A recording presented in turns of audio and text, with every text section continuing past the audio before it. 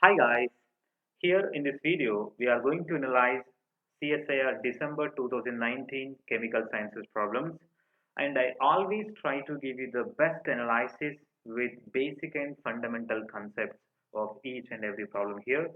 So watch the video completely to get the best information from this video. Now just check the problem in spectrofluorimetric determination in solution. Absorbance of analyte solution is kept near to 0.05. Oxygen is eradicated from solution. pH of solution is controlled. Wavelength of incident light is always above 400 nanometer. To give answer for this problem, we need to have knowledge on spectrofluorimetry. Okay, spectrofluorimetry deals and analyzes fluorescence in the molecule or in sample molecule.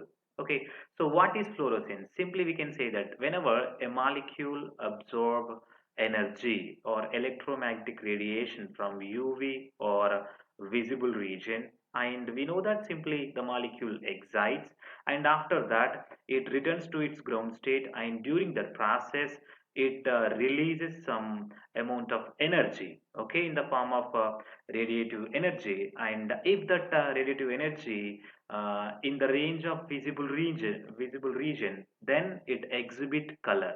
Okay, so the molecules which exhibit the radiative energy in visible region after absorbing some energy from UV or visible region, then that molecule is called as fluorescent molecule, or sometimes we can call them as fluoropores.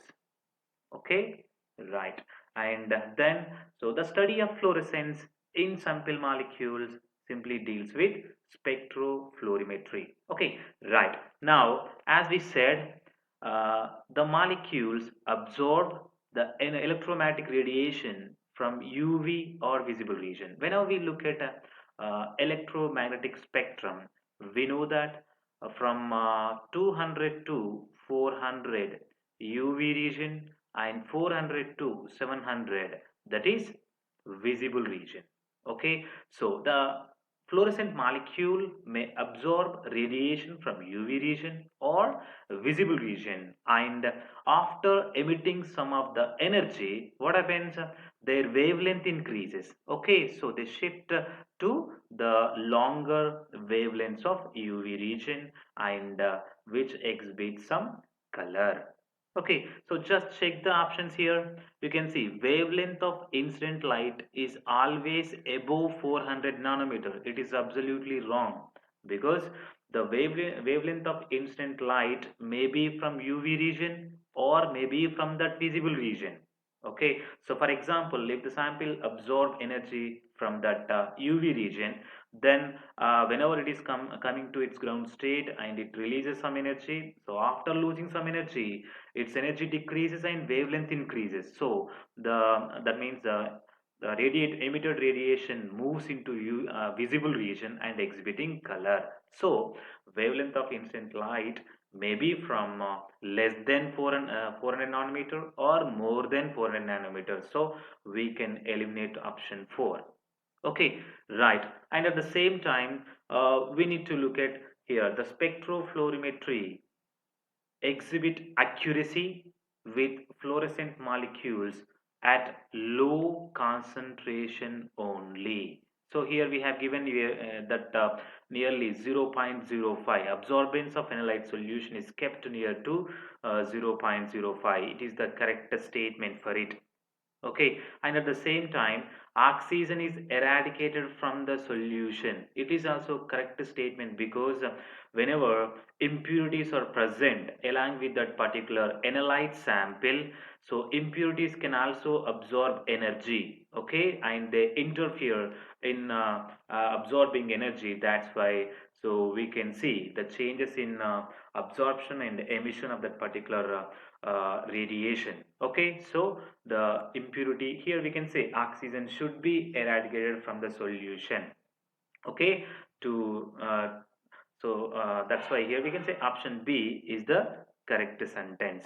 Now pH of solution is also controlled. Okay, in spectrofluorimetry the pH of the solution is also controlled, because pH solvents, okay, and impurities, all of them affect the spectrum or the fluorescence spectrofluoremetric determination of sample molecules. So here option A, option B, option C, all of these three sentences are correct and option D is the wrong one. Okay, so here why spectrofluorimetry should that means the concentration of the sample solution should be low in spectrofluorimetry, because whenever concentration is high the collisions of molecules can be seen, which leads to quenching, okay, and quenching disturbances, that emission of that means radiative emission from that sample molecule.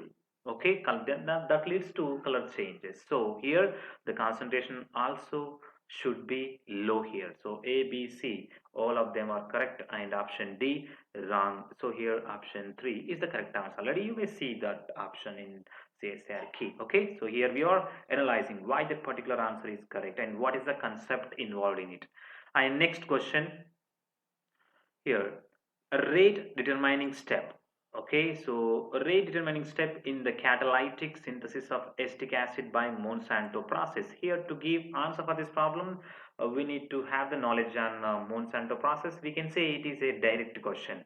Okay, simply oxidative addition of CH3I onto that rhodium catalyst is the rate determining step. Okay, so there is no need to explanation for this. Okay, so to get the concept analysis, just visit CHEMMasters.online website.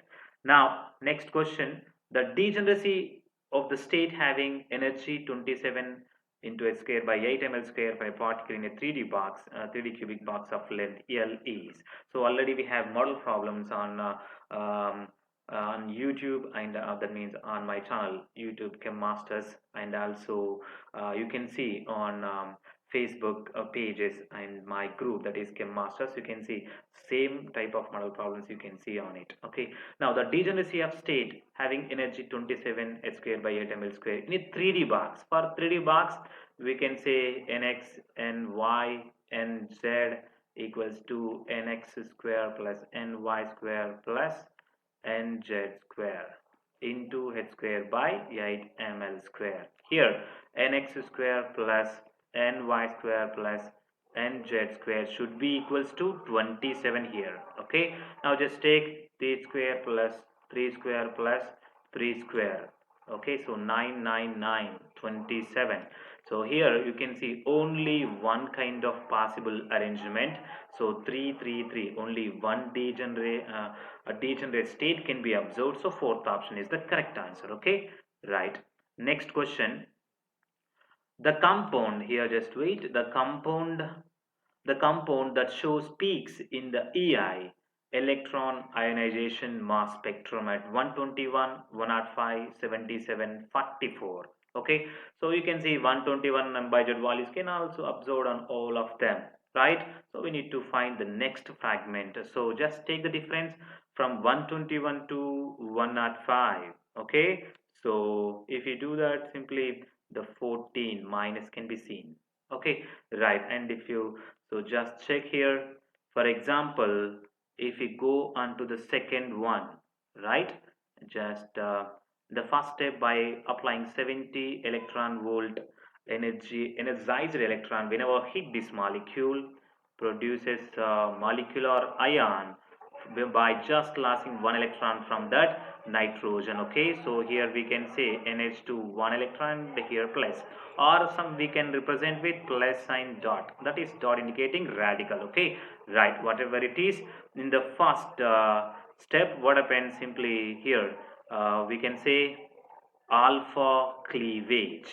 Okay, so that is alpha cleavage takes place here, and by the loss of NH2, right? So here alpha homolysis, that is the best one. Okay, and after the cleavage of NH2 and C double bond O plus. Okay, whenever we do alpha heterolysis. Okay, and here is the loss of NH2, right? So whenever NH2 losses, simply produces 14 plus 2 16. So sorry, 121, 105. What is the difference? You can get 16. I just given 14. Sorry for that. Yeah. So 16 losses signed here, then produces 105, which can be represented as like this. So C triple bond O plus. Okay. So this is the next daughter ion, and further losing of CO. Okay, produces next daughter ion, so which is having M budget value 77. Just calculate, and further loss of CH2 double bond CH2. So okay, so by loss of it, you can get another daughter ion, and which is having M budget value 44. So simply here answer is 2. Okay, right. But if you wish to get some concept on this electron ionization mass spectrum, I will give here. Okay, so just watch the video completely. Right now, in the first step, just try to check. For example, if aldehyde involving in that ionization, electron ionization, we can see alpha homolysis. Okay, so here is a alpha and here is alpha, right? So here we have in the first step, loss of electron from this heteroatom takes place, and we can see. So this is the molecular ion, right? And here is a possible alpha homolysis, and here is a possible alpha homolysis. So in these two steps, if hydrogen losses, M minus 1 M by Z can be seen. Okay, if aldehyde losses, so from carbon 12, from oxygen 16, okay, and hydrogen 1. So total 28, 29 M by Z should clear. So if you do that here, just check it, 29. Okay, so just take the minus from it, 21 here, right? So almost you can get 92. So but here we have 105. So here CHO, that means that means ionization not going to start from that aldehyde. Okay, right. And amine cleavage, just try to check. In that amine, the loss of homolysis is possible. Okay, so loss of homolysis, and here that is the homolysis is possible. Okay, but alpha homolysis on amines is not the best case which we seen experimentally from that electron ionization. Always heterolysis can be seen. Okay, so beta heterolysis is most common on amine functional group cleavages in organic molecules. Okay, so that's why we cannot expect direct ionization of amine from this benzene ring. So we can eliminate this. Okay, these two. Right, here is also the possibility of alpha elimination on this aldehyde, and which doesn't give 105 M by Z value. Okay, so the simplest case, if you look at the second one, all the possible ways of ionization, electron ionization can be observed experimentally in ionization, that means electron ionization mass spectrum. So second option is the correct answer. Okay, right. And if you get any clumsiness here, so if you have any doubt, you can contact me through my WhatsApp number 9177146425, or just come to my website chemmasters.online and just get registration for the courses. Okay, right. And next question here, the structure of the compound which displays the following spectral data is. So here we have given with IR 1690, right? So by just looking blindly at 1690, we may say presence of one carbonyl group. Okay, right now just come to the point of HNMR. Here 2.8 singlet 3 hydrogens. So we may say CH3 is present, but CH3 is not directly connected with another carbon. We may say that means another simple alkyl group, because whenever we see the alkyl groups or alkyl HNMR active groups, if present or if doesn't connected with any heteroatom like oxygen, nitrogen or sulfur, etc., and if they are not connected with any carbonyl groups, okay, then they always give HNMR data values nearly 0.5 to 2 ppm. Okay, so that's why here we have given with 2.8. So this 2.8 may indicate direct connection with that heteroatom, or sometimes it may be with carbonyl group. Okay, so from this analysis we can simply say that CH3 should be directly connected with carbonyl group, then only it will show 2.8, okay, high de-shielded value for that methyl group. Okay, and here we have 3.8. So 3.8 singlet 3 hydrogens. So you can say blindly by just observing 3.8 singlet 3 hydrogens presence of methoxy group in that particular compound. Okay, so here we are concluded that presence of methoxy group and presence of C double bond OCH3 in that particular unknown compound. Okay, right. Now just come to the point of 6.9 doublet, 7.8 doublet. Okay, so 6.9 and 7.8 simply indicating the benzene protons, right? So here we need to give doublet. So to make it doublet, here is that means adjacent NMR active proton should be there. Okay, it is only possible whenever para substitution is there on benzene ring. Okay, so now just try to give para substitution. Here methoxy group, and here we can say C double bond O CH3. So this is the molecule we can get. Okay, we can find it from the third option, and that is our answer. Okay, right. And in the next lecture we are going to solve each and every problem. And if you're interested, just visit CHEMMasters.online website and join the best concept oriented courses for the guaranteed success. Thank you very much.